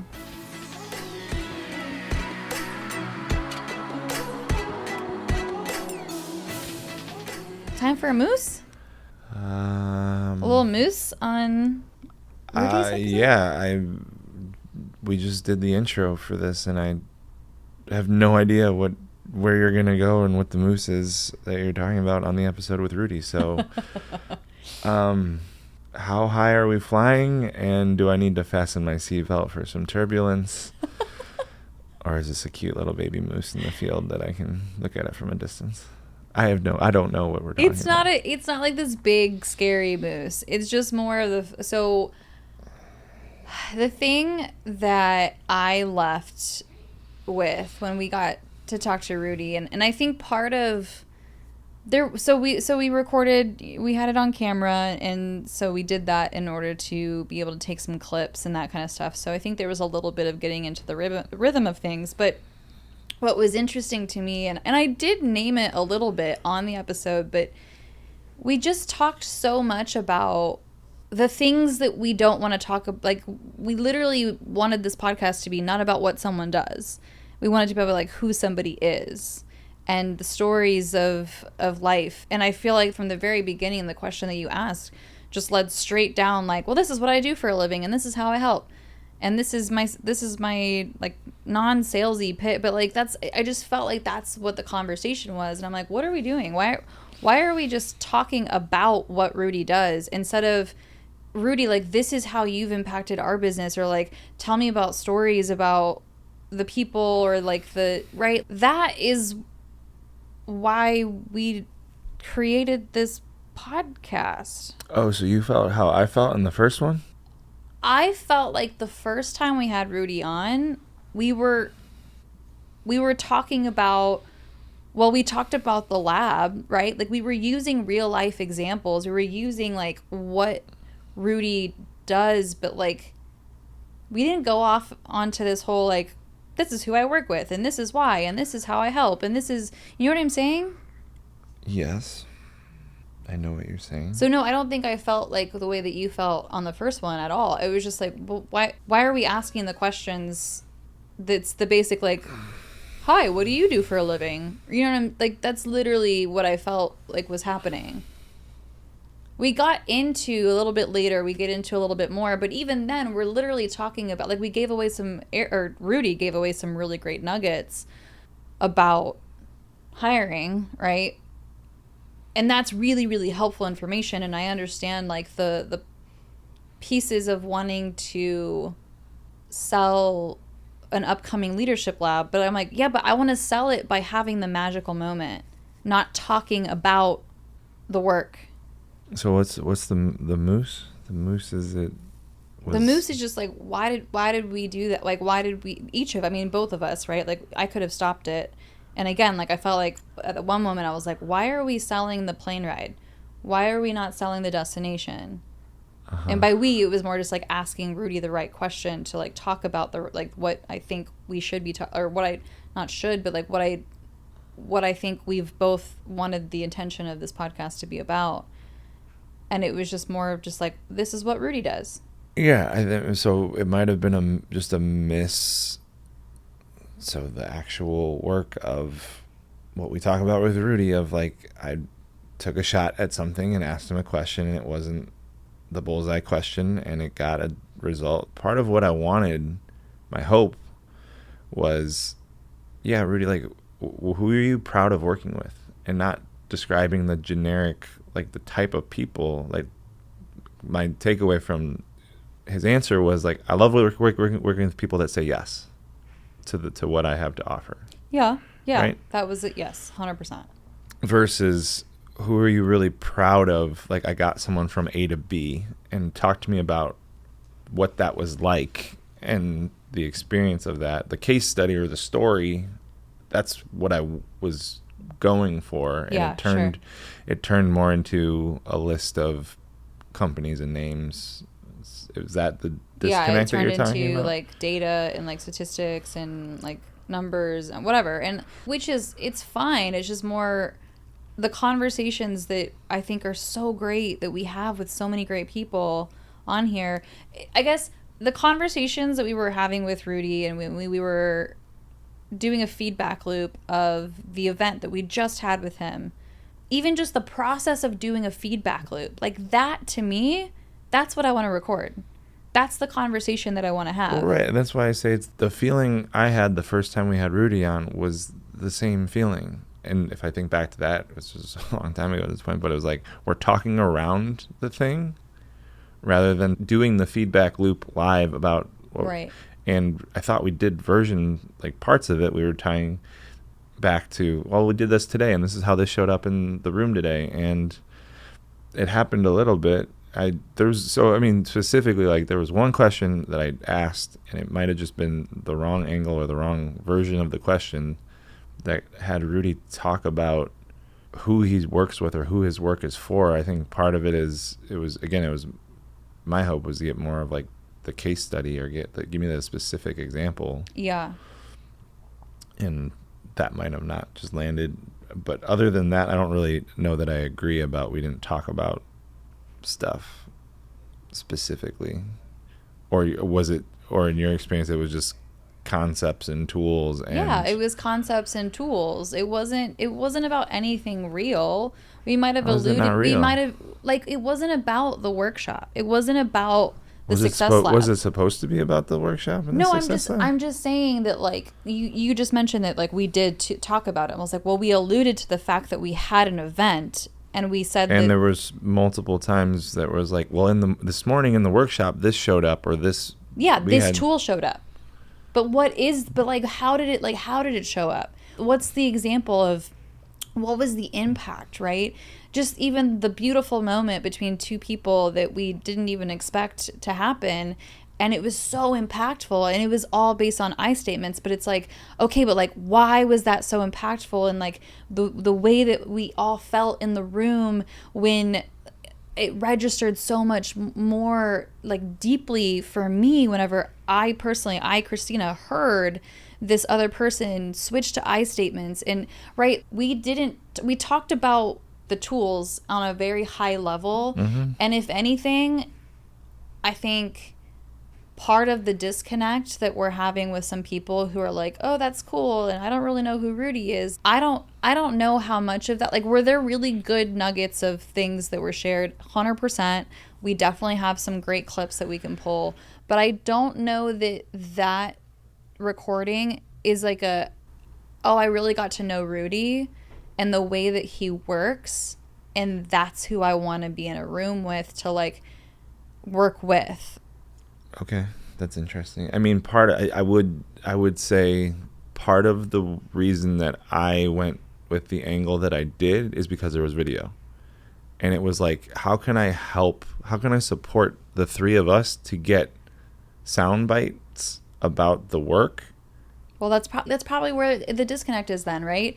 Is like, For you, yeah, probably. what do you mean for me? I actually don't feel the same way about like what you're describing. I felt it more the first time we sat down with Rudy, and to me, like, and so specifically for like the Success Lab that we had that day, for sure. We spent an hour and a half doing a feedback loop before we even got to the studio.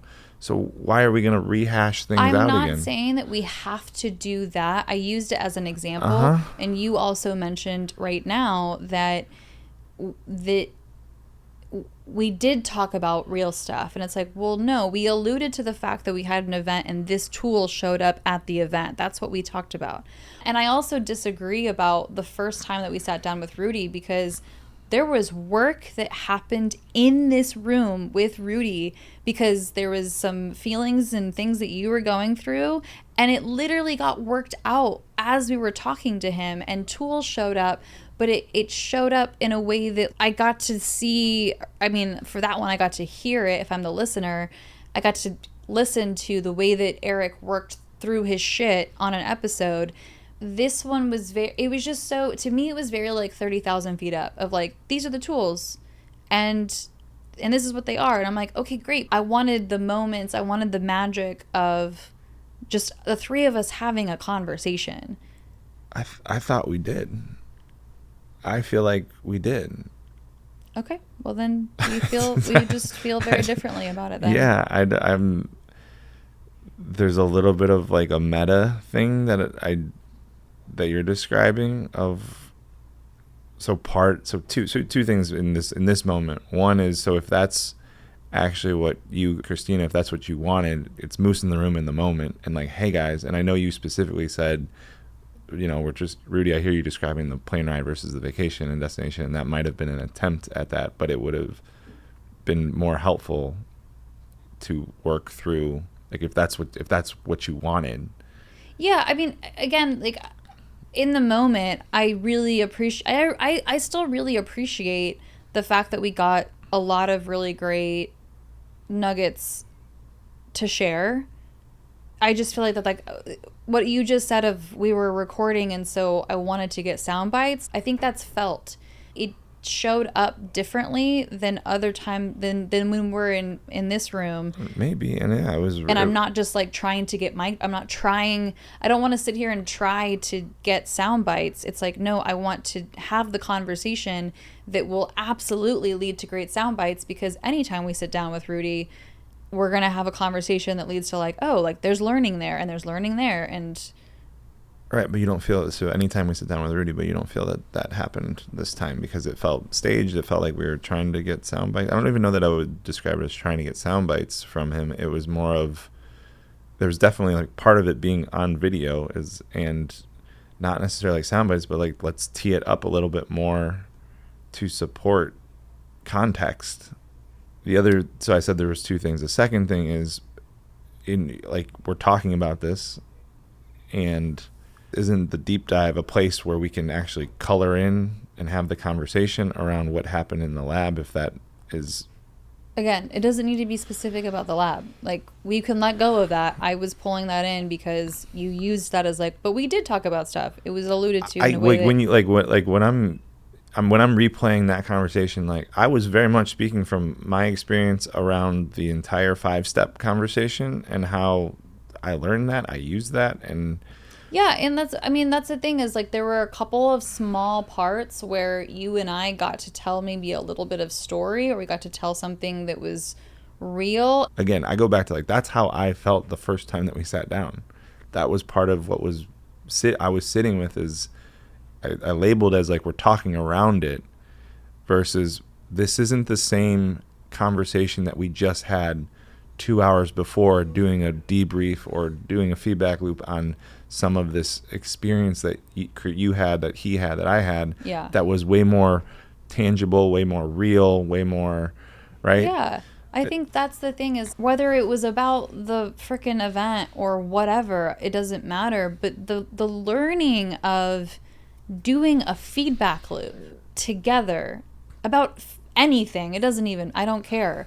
But I don't think most people are doing feedback loops. And so just even doing something like that and dissecting something and sharing the learning that each of us as leaders are taking away from whatever it is, I think that is such a big, powerful moment of like, oh, you guys are on a level that I've never really even thought of. And like, the power of what that can do for my business, the power of what that can do for me and the way that I show up in the world, and the awareness of it. Literally showing examples by talking something like that out. And by that, I mean like a feedback. How did we not do that though? With hiring, the 5 truths of hiring. I understand like Rudy talked about these, but part of that is, or the 5-step greeting. But we didn't, okay, so we talked about the hiring piece, and what did any of us share a single example of going through the hiring process and hiring our team? Or any examples of when Rudy has, I mean, he's interviewed how many thousands of people at this point, from where I started to where I went. And like, I alluded to it a little bit with like, yeah, like it's been really helpful for us in the interviewing process, even with bringing on new members. Like what, I guess help me understand like what you would want that to be, because I actually don't think I understand. So a feedback loop, right? We could do a feedback loop right now live. I could tell you what it is and then we could do it live. Is like, but like, is that what we're just talking through what the feedback loop is in this example, and then not actually doing a feedback loop, so it's not quote unquote real? Is that like the missing part? Was here's this tool, here's a moose, which is a made up thing unless I know what it is, right? And so I have to contextualize what is a moose and how is it related to elephant in the room, and what we end up, if I'm hearing you right, what we end up doing is talking, like explaining it, and then not necessarily actually using the tool or not putting it into practice. If I'm just explaining the tool, then as a listener, like I don't know what these things are. So cool, great. Next. I just disagree that there's, and I'm not saying you're saying that there's not value, but I think the way that this conversation, most recent conversation with Rudy landed was like light bulbs. Like even Ryan, who was engineering, doing the sound for it, was like, no, that there were these nuggets that 1000%. I will say it again. There was great nuggets in that episode. 1000%. So what, you wanted an example? You want specific examples in real time? In real time. You wanted recorded, I guess. So this is like the meta part of it, is we used I statements the entire time we were doing it. But people don't know what the fuck I statements are. That's the thing, is like, that's people, when I hear, oh, like, tell me what I statements are, they'll be like, oh, it's when I go, I feel this when you X, right? It's like the therapy version of it. And people don't, it's actually, it's hard, it's kind of, it's challenging to be aware enough to even know what the I statements versus you statements even are. And so to be like, oh yeah, well, when we recorded, the whole thing is an I statements. I don't know that someone can actually identify what that means. I don't either. I'm just saying some of this work is so, I'm living, I'm breathing it. I'm constantly trying to do the best I can to model it and use it. I don't know how to, without it feeling staged or time out, let's set up the table to help, to kind of color in what's actually happening here, which is going to feel different than having a normal conversation. I don't actually know how to do what you're asking for. Does that make sense? Because I feel, unless you wanted to flip it and be like, well, let's do a feedback loop, start there, and then let's color in and like after the fact, this is the structure, this is the process, this is why this is really important. Yeah, I guess I think that it felt like, to me, it felt like it was staged. It felt like it was, we're trying to get sound bites and whatever. And because of that, it was just describing what things are. Plenty of great nuggets, plenty of great learning. And I just feel the opposite of like the last time that we were recorded with Rudy, which is funny because like you're what I'm describing apparently is what you felt the first time that we recorded with Rudy. and I feel the opposite because I just remember the last time we recorded with him, we took a specific value of ours, we create wow experiences, and we broke it down and we applied the value to the leadership lab that we had back that time he was in town. And we also even broke down why it's important to the language of, instead of saying, was this a wow experience? And then Rudy takes it to a step further and goes, in what way was this a wow experience? In what way was it not a wow experience? How that creates such a significant impact on even the dialogue that we're going to have within the feedback loop or whatever the conversation. We literally took a value of 6 degrees. We talked about the experience. And then as we're working all of this shit out together, we address the moose in the room of Eric is uncomfortable. And why is that? Let's talk about it, right? So it was just so drastically different. And this one, it almost, like the way that we were talking about all these things, I'm just like, God, is this, it almost felt like a sales pitch without being a sales pitch of like, we're going to tell you about all these great tools to get you in the room when we do the lab. And it's like, well, no, I would love to do the work together. I personally, like if we would have had Rudy, the moment where he takes it a step further and goes, yeah, but it, or not, but, and in what way was it a wow experience? And just seeing how I was like, oh yeah, the language and how I can think about. I don't even think that would land for most people. I don't think that would, I think that's the same thing as making an I statement versus a you statement. It's so subtle and so nuanced that if I'm listening, and even if it was a clip. But that shows me how Rudy coaches, right? Like to me, Sure. that shows me a moment of when Rudy helps me level up. And so now I know if I'm signing up for being coached with Rudy, like that's how he's going to approach coaching me potentially, right? So yeah, it's almost like, I almost feel like it was like, I'm a coach and I have these tools and I'm going to tell you about them.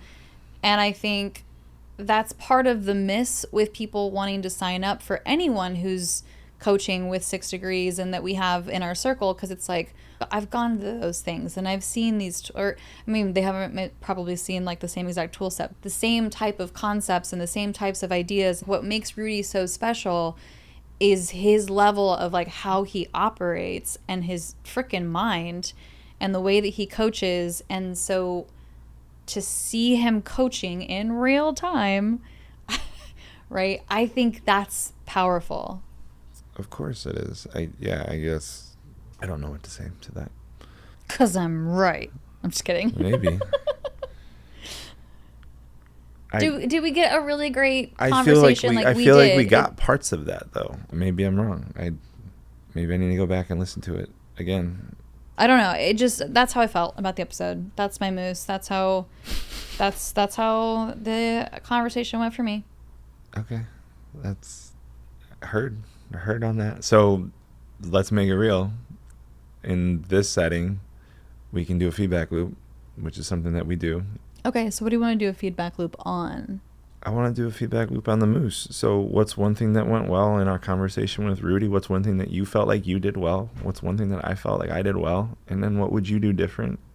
Yeah. Okay. So what do I feel like I did well in the conversation with Rudy is voicing my perspective. I think just the couple of times that I really chimed in was kind of calling him out. Right? Yeah. It was in the beginning, it was like, okay, Rudy, I'm hearing the plane ride, and like, what are we talking about?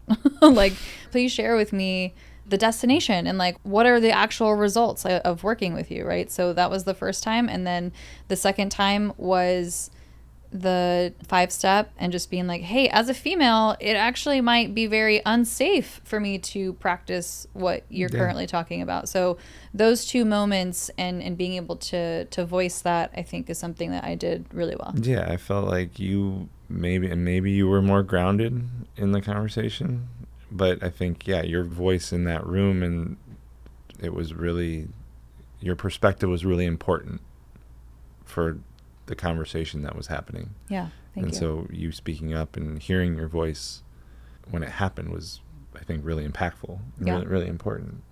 What would you do different? What would I do different?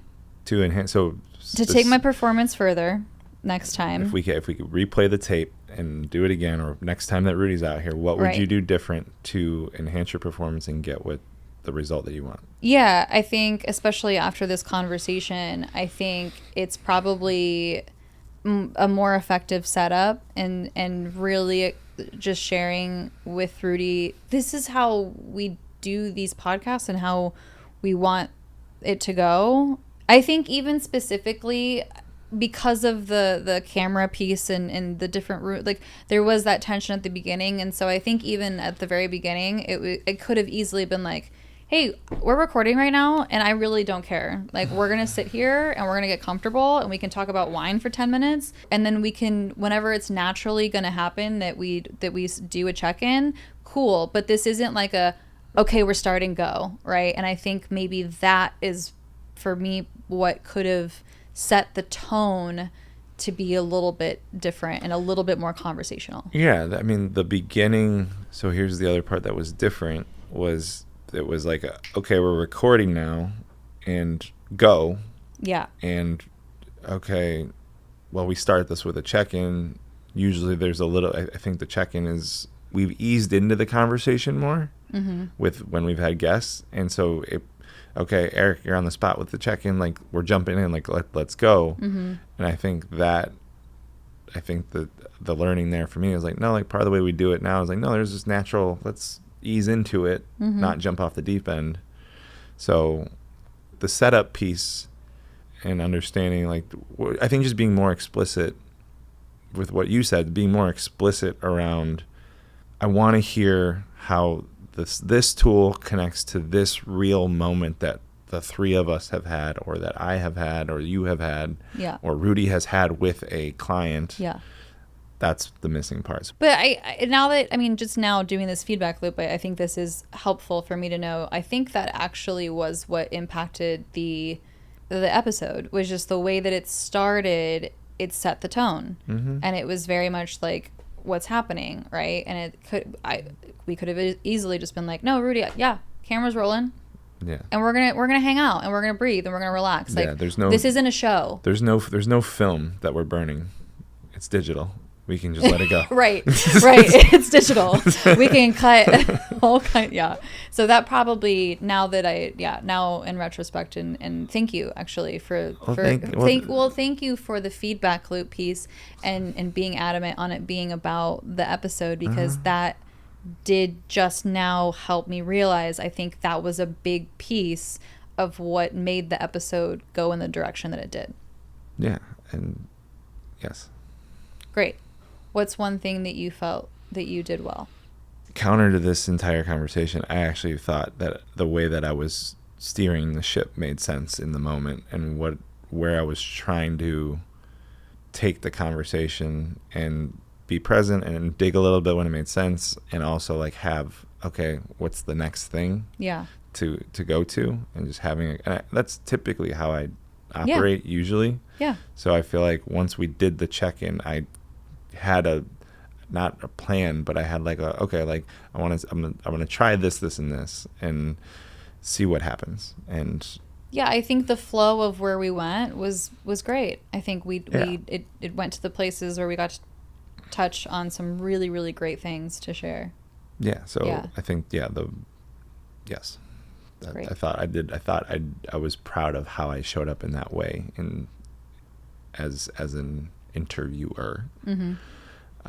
What I would do differently is, I think my takeaway from just this conversation is, I actually just think with what you're saying is, it's just, okay, like we just talked about this thing. How has that shown up for us in this? What's an example that we can give to tie it to something real, mm-hmm. and ground it in?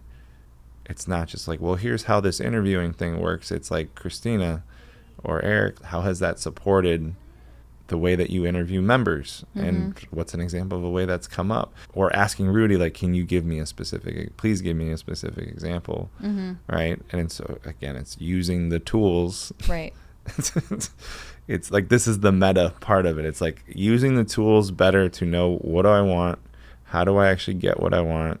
Being more explicit with the language that I'm using, and more conscious, more intentional with the language that I'm using, mm-hmm. to talk through and get the real version of the amazing work that Rudy does. Yeah, and right? I 1000%. How can I more effectively use the tools to get what I want from Rudy in real time? I can say, hey, time out. First of all, let's just like breathe for a second and just be with each other for a second. And then I'm actually way more curious about X, and just taking the conversation there and being able to stop, put a pause on, like, maybe, Rudy's talking about something and whatever the thing is like, that's amazing. And I'm actually going to use my voice to get what I want in real time. Yeah, what do I want? Yeah. So using conscious communication tools of bringing my inside voice out, naming the moose that I'm sitting with, which is part of interviewing, which is part of what we're talking about. Exactly. And I think you did versions of that. Yeah. And how do I sharpen it? Right. Is actually, it's like, how do I actually sharpen? I tried, same thing for both of us. I think like the action step, what I need to do differently is like, how can I sharpen what I was trying to accomplish? Because there was attempt, mm-hmm. and it didn't land. Clearly, it didn't land in the way that I wanted to. With the expectations that I had, or what I wanted to get out of it. Yeah. And still really valuable, and still really insightful, and full of sound bites and all the stuff, like, literally, it's literally the fucking workshop that we did was, how do I get what I want?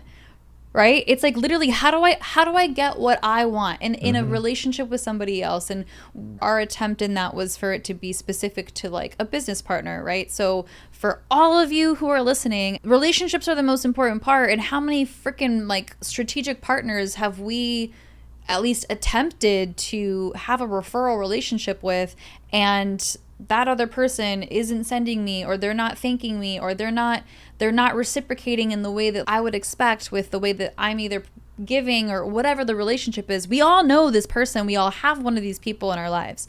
And so how do I get what I want?